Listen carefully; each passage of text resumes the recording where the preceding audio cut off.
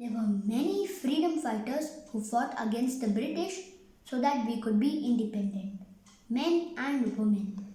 There was a freedom fighter called Rani Chennamma. She was the queen of a place called Kittur. Kittur was near Belgaum.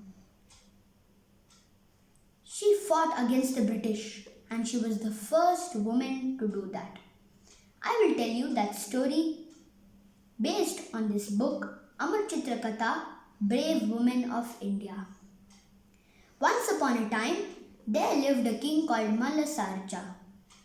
He married a woman called Rudrama and then Rani Chennamma.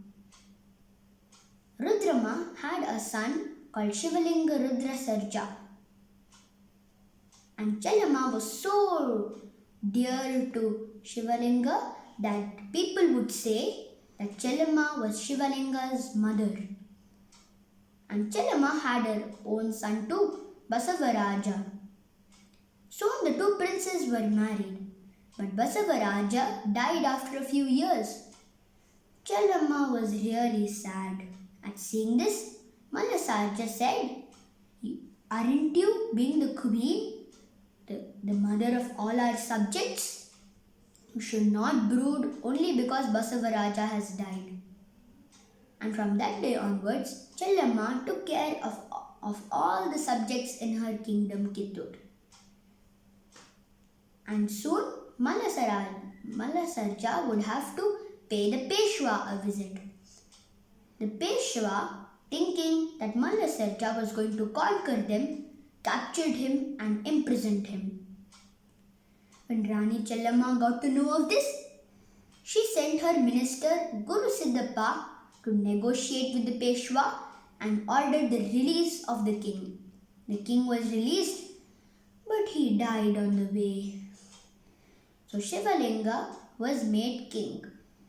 2 years later, the war between the British and the Peshwa occurred.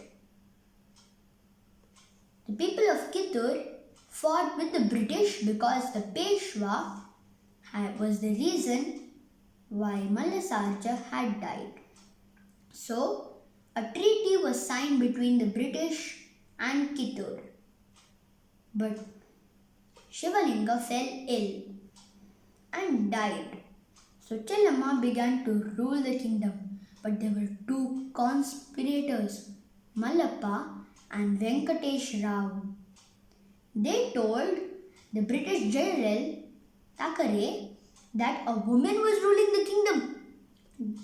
General Thackeray was shocked at this. So he decided to take over Kittur. His first move was to seal the treasury. Angry at this, the villagers of Kittur joined hands with the army of Kittur and became the army, and then they began to fight against the British. The British kept their cannons in front of the gate which the people of Kittur had locked. Then Captain Black said, "We will give you 24 minutes to open the gate, or else we will fire the cannon." So then the soldiers of Kittur barged out and fought with the British. The British were losing. Alarmed at the retreat, General Thackeray brandished his sword and rushed out to confront the enemies. But Syed Ballappa, a bodyguard of Chennamma, fired Thackeray and he died. And so many soldiers of the British army were taken captive. So a message was sent from the British that they would have to free the prisoners or else they would be launched in an attack. So then the prisoners were released. But still the British knew they would have to crush down the empire for trying to rebel against them. They were angry, so